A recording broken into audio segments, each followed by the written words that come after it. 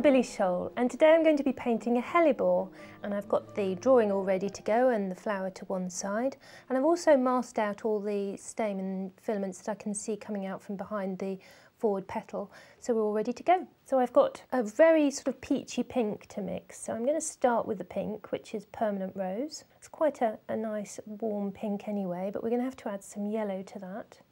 So I'm going to add a little bit of cadmium lemon. Just a bit too much there, so I'm going to just go back a little bit with the pink. I'm also going to mix up a shadowy colour where the light's hitting the flower. We've got some lovely cast shadows. So I'm going to start with a little bit of French ultramarine, the permanent rose, and a little bit of cadmium yellow pale.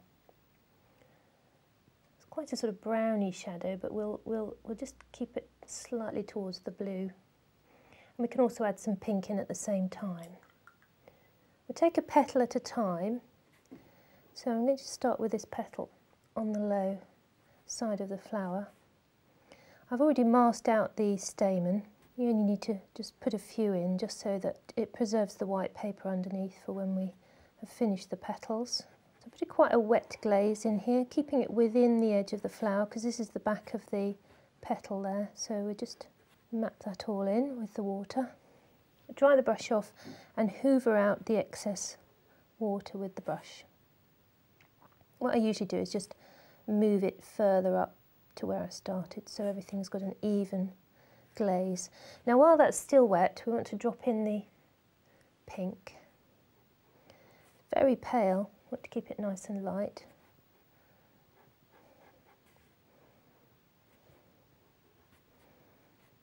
When you're putting a wash on like this, you want to stay nice and steady, so rest your hand on the paper. Some people like to put a little bit of paper down just so you're not resting directly onto the watercolour paper, which is sometimes a good idea. Depends how messy you are. And I'm going to pick up some of that shadow colour and just make it a little bit warmer with the yellow and drop that into these corners.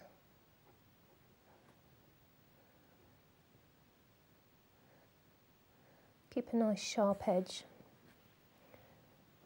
Keep an eye on it, just let it sort of blur on its own. All these edges should be soft and sort of cotton woolly so that you can lift away quite easily without it making a hard mark. Okay, now just take the water out of my brush here and just with a clean damp brush just go around the edge of that shadow. This first glaze is really just to map everything in, get as dark as you feel you can go, but we're obviously going to have to put a further glaze over this. A lot of light being shone right the way through the middle of that, so I'm going to lay the brush there, sweep that out and curl it up there. Basically I've got two big patches of shadow on this petal. Just a tiny amount of that shadow here, just dribble some of that down there. And a little bit on this corner here. That's got to go in while it's soft so you get a nice blush of colour. Right, I'm happy with that, so I'm going to leave that to dry and then come back to the next petal in just a moment. Well, that first petal is dry now, so we'll move on to the next one. I'm going to make a little watery puddle here on the palette of Opera Rose, one of my favourite colours. And I'm going to mix that a little bit with some permanent rose and then a very pale puddle of cadmium lemon. I've got my two original colours that I mixed for the first petal still there. So put a lovely big glaze across here. Be quite generous, put a big puddle right in the middle and then just sweep it very carefully round to the outside.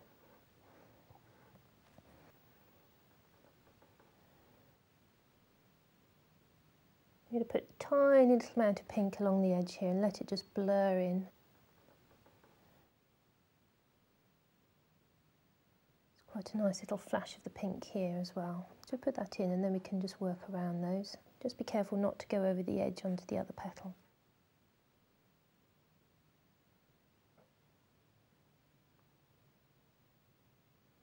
And just flick that on. It should just blur nicely with the pink edge. Keeping away from the middle here because there's a lot of light in the centre of the petal. Just going to flatten the brush here. It's a clean brush, damp and just slightly flattened, just to blend through, get a nice smooth continuation of colour. Just slow the brush down when you get to the edges so you get a nice crisp edge. And to just lift out a bit now of the colour in the centre, just to get that slightly pale through the middle. And while that's settling, get some of that brown colour that we used for the shadows and just drop that into this crease. What you can do is just flick the tip of the brush here and just get a few of those little pleats and darker parts along the edge there. Same down here, just one or two. And what we need to do is just let that settle. As soon as it starts to dry, literally as it just starts to go dull, I'm going to drop in a bit more of that brown colour, sort of browny pink colour. Just as it starts to settle, you can get a bit more colour into there. And then, as I said, with a clean, damp brush, just the tip of it, we can run that through. Now, it's very subtle, but then it is a very subtle petal. So you just want to sweep that through very gently to get this sort of veining effect. I think that's as much as I can do at this stage, so we'll just let that dry. Those two petals have dried now, so I can go back to the original petal and add in some more colour. So what I'm going to do this time is I'm going to just mix up a little bit more of that brown colour and just add a touch of the opera rose into it, just to make it a bit more peachy. Right, so instead of just a water glaze, I'm going to put some lemon on first, towards the top here. I have already removed the pencil before I started painting this second glaze, because you don't want the pencil to become permanent.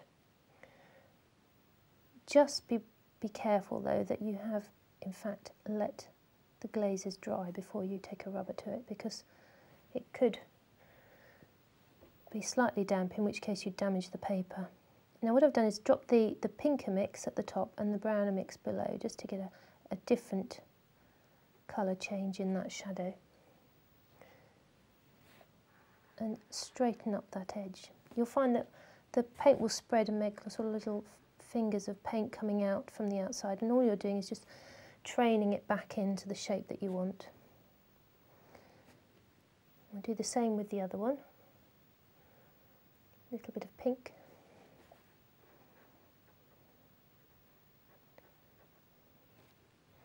And then the brown around it. So this is the second glaze of shadow, and hopefully the last. You can never be sure until it's dry. Just tidy this one up. Then just very lightly feather in another little shadow down here. Get these sort of cupped petals on the hellebore. It's quite nice to get all these little folds in.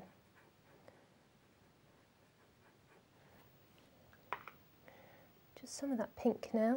I'm going to drop this right on the edge of the petal and hope that it softens in to create a little bit of texture and pattern. It's very subtle, but it's quite effective. It's nice when flowers have an outside edge, makes it a lot easier. And just with the tip of the brush, lift out some very fine veining. Don't come back too soon, otherwise you end up with very wide veining. Bring some of that colour down so you get a continuation of that veining.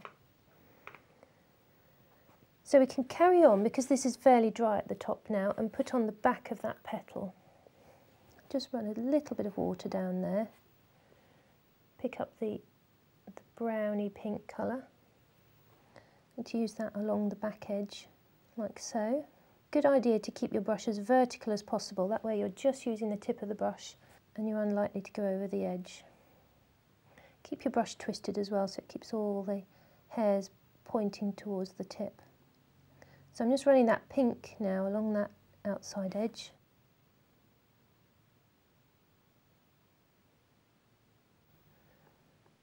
That's it, and we'll leave that petal to dry so that we can then go on to the second glaze of the second petal.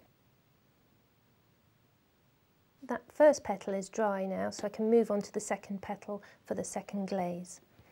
I'm going to run some water right over the top of what I've already done, and this is partly the reason why I jump from petal to petal, is to allow each stage to thoroughly dry. It's a good habit to get into, and it avoids you messing up the first glaze by being too hasty. And keep that glaze well within the edge.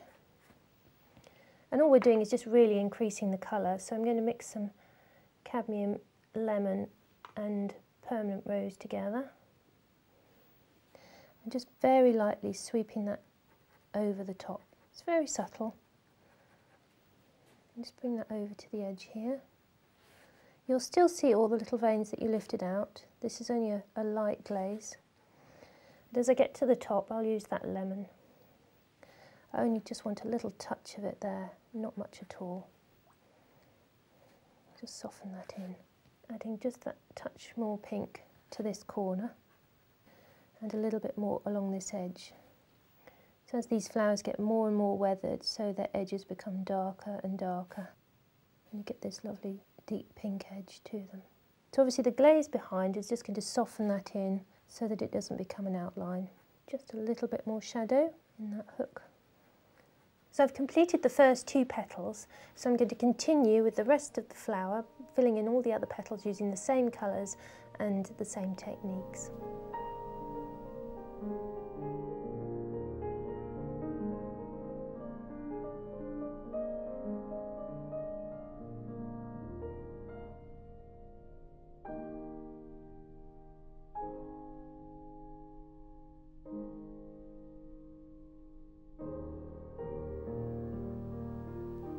So that's the petals and the stamen all finished.